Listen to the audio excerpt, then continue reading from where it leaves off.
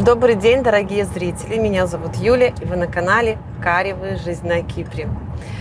В сегодняшнем видео я хочу поговорить с вами о ценах. Сегодня будут цифры и математика. Потому что многие мне пишут, посмотрев видео, которые выходили год назад, полгода назад, у меня, у других блогеров, у риэлторов, и думают, что на сегодняшний день эти цены сохранились, а это не так. И я хочу вам рассказать, в каком районе, от какой цены стартуют сейчас цены, для того, чтобы вы были в 100% в курсе. Итак, пройдемся по ценам. Сегодня 30 мая 2023 год. Цены в районе Эскиле и в районе Санта-Пе значительно отличаются от цен в районе Гирны. От чего это зависит? От того, что в районе Санта-Пе и в районе Эскиле строятся комплексы грандиозные, с развитой инфраструктурой, и вы платите деньги не только за свою недвижимость, свои апартаменты, но и за эту инфраструктуру, за эти тренажерные залы, которые строит застройщик, за это красивое озеленение, бассейны и прочее. Пройдемся по ценам. Значит, в районе Эскиле на сегодняшний день в новых комплексах, которые можно купить в рассрочку, студии стартуют от 85 тысяч фунтов. Квартиры 1+1 стартуют от 130 тысяч фунтов. Квартиры 2+1 150, 170 и выше. Что касается вторичной недвижимости, то все зависит, в каком комплексе вы планируете покупать. Вторичку покупаете при 100% оплате, но бывает вторичная перепродажа, объект не сдался, переуступка и сохраняется рассрочка. Я хочу сказать, что можно как раз-таки на сегодняшний день вот такую переуступку купить дешевле, чем новый почти комплекс будет готов, чем в новом проекте. Потому что новый проект уже другие цены. Но я вам скажу, что люди, которые занимаются инвестициями, перепродают свою недвижимость, они тоже на этом зарабатывают, и никто не хочет дешево продавать. Но ситуации разные, кому-то, может быть, нужна срочная продажа, можно рассмотреть такой вариант. Но цены приблизительно все равно вот такие, как я вам назвала. В Санта-Пе это также, как вот и Эскиле, там тоже проекты грандиозные, тоже проекты с бассейнами, с тренажерными залами, сейчас такой с улучшенной отделкой. И там квартиры студии стартуют от 85 тысяч фунтов. Кстати, у меня есть почти готовый проект, будет сдан через полгода, там квартира-студия, есть у меня за 80 тысяч фунтов вторичная перепродажа. Ну и на самом деле очень много вариантов на вторичной перепродаже у нас также есть, поэтому имейте в виду. Квартиры 1+1 в Санта-Пе стоит от 110-120 тысяч фунтов, и квартиры 2+1 150-160 и выше. Квартиры в районе Гирны, которые в комплексах такие более как новые комплексы, также улучшенные. Там тоже бассейн, там тоже застройщики стараются добавить какого-то лоска. Квартиры 1+1 в новых проектах, которые можно купить в рассрочку, стартуют от 100 тысяч фунтов. Квартиры 2+1. В студии, кстати, в районе Гирды, Санжак, Лапта, вот наши районы, их там нету, потому что эти районы более подходят для проживания или долгосрочной аренды. Это не курортные районы. Сейчас май месяц, сейчас запросы, например, на аренду в основном на район Эскиле и Санта-Пе. Так вот, район как раз-таки вот Гирны, там квартира 1+1, как я сказала, от 100 тысяч фунтов, квартиры 2+1 приблизительно от 120, 130 и выше тысяч фунтов.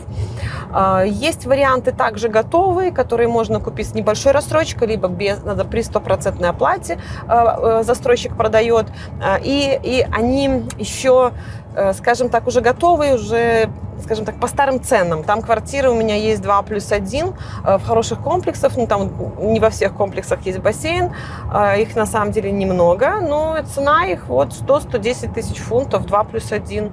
И 1+1 у меня есть тоже парочку хороших вариантов в районе 85-90 тысяч фунтов.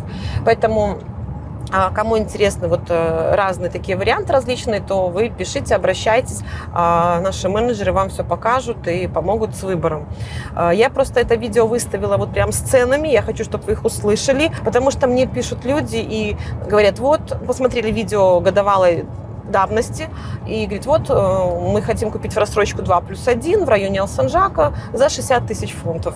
Такие цены были, конечно, были. Но сейчас это то, что было 60, оно уже 120. Поэтому, к сожалению, таких вариантов уже нету. И когда у вас есть первоначальный взнос 20 тысяч фунтов, это треть, да, как вы думаете, ну, то, к сожалению, ничего предложить не можем. Также у нас есть бюджетные варианты, конечно, в старых вторичках, в Фомагусте, в Лапте. Есть квартиры за 60 тысяч фунтов, да, в таком старом, который, в ЖК, дому там, 15 лет. Но я вам скажу, что очень часто и проблемы с документами, дому 15 лет, титул не переведен до сих пор, дом уже там, в трещинах, с убитым ремонтом. Я просто скажу, что люди сейчас не хотят, которые приезжают на Северный Кипр, они не хотят жить в плохом. Сейчас люди готовы заплатить за месяц на 100-200 фунтов больше, но жить в своей семьей в хорошей новой квартире, с новой бытовой техникой, с мебелью. И вот я смотрю, что уже старые не хотят.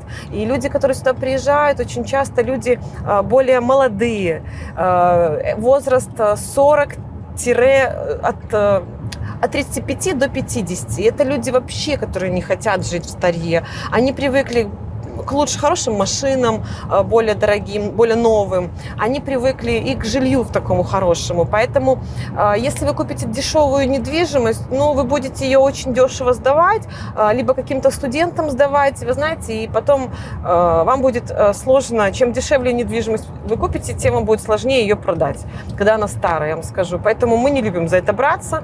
Я не люблю продавать старый фонд, потому что я обычно предлагаю то, что мне нравится. И если мне не нравится какой-то комплекс или где он находится, я никогда вам не буду предлагать. Также я не хочу никого пугать, но вот я хочу вам рассказать такую историю, которой я потрясена. Сказать, что я потрясена, это ничего не сказать. Об этой истории я просто вот сейчас узнала. Я не буду говорить, кто мне ее рассказывал. Если вам просто очень интересно, вы мне пишите в лично, я вам прям скажу, что за компания. Я могу это говорить открыто. Мне никто этого не запрещает, потому что это на самом деле правда. И у меня есть человек, который может это подтвердить. В общем, один человек, который хорошо со мной знаком, попросил меня о помощи, попросил найти юриста, сказал, что самая крупная компания на Северном Кипре, риэлторская, продала ему недвижимость. Продала этому человеку недвижимость год назад. И говорит, мы живем уже целый год, заплатили на компанию, они без юриста оформляли, кстати, ошибочка их, заплатили деньги на их компанию, на риэлторскую, в надежде, что риэлторская компания передаст деньги покупателю, продавцу, извините, потому что, говорит, там какие-то люди, что-то какие-то у них там проблемы, они не могут приехать, вот у нас доверенность от них, и мы им все передадим. Все там подписали, что-то они там подписали, что-то сделали, в общем, говорит, мы живем, приезжает через год продавец. И был поражен о том, что его квартира продана. Он продал без ведома продавцов эту квартиру по цене, которую сам посчитал нужным. У него у риэлторской компании была доверенность на сдачу в аренду эту квартиру, но не на продажу. В общем, там такая история очень мутная, но слава богу, что продавцы очень адекватные. И там у них все обошлось. То есть там в итоге разобрались, там деньги выплатили. Но я вообще в шоке, что такие вещи происходят. Также я знаю, что приехали блогеры, даже работают на эту компанию и предлагают, смотри, видео снимают их проекта. Так этот проект, у него проблемы с документами, там никогда не получат титул люди, там есть вообще вопросы с документами. Поэтому, кстати, дорогие блогеры, если вы приезжаете на Северный Кипр, начинаете сотрудничать с какой-то крупной риэлторской компанией, и вы что-то рекламируете от этой компании, если вы не разбираетесь, то лучше не рекламируйте, если у вас недостаточно информации. Либо у кого-то спрашивайте, у юриста, спросите, вот можно я сниму видео на этот объект? Найдите себе юриста, оплатите ему, чтобы вам юрист ваш независимый давал как совет, можно рекламировать этот объект или не можно, потому что вы, возможно, многое не знаете. А так как мы тут живем и много уже знаем, тут знаем вот этот объект такой-то, этот такой-то, тут небольшой же остров, немного объектов. Я не хочу этим сказать, что я кого-то хочу там принизить, что вы там не профессионалы, я просто хочу сказать, что, может быть, многие, от незнания новички могут снимать какой-то объект. А вообще я желаю всем удачи, успехов, и я очень благодарна, что очень много людей рассказывают про Северный Кипр, популяризируют его, потому что я считаю, что эта земля, она имеет право, чтобы на ней жило как можно больше людей, как можно больше про нее узнавало, потому что это природа, а природа, она подразумевает, чтобы на ней там и животные жили, и люди, и растительность росла, и тут и климат такой благоприятный. Поэтому я думаю, что наш Северный Кипр этого достоин. Спасибо всем. Итак, друзья, спасибо, что вы досмотрели наше видео до конца. Если оно вам понравилось, то ставьте нам лайк и подписывайтесь на наш канал, жмите колокольчик, чтобы не пропускать информацию про Северный Кипр. До новых встреч! Встречаемся на Кипре!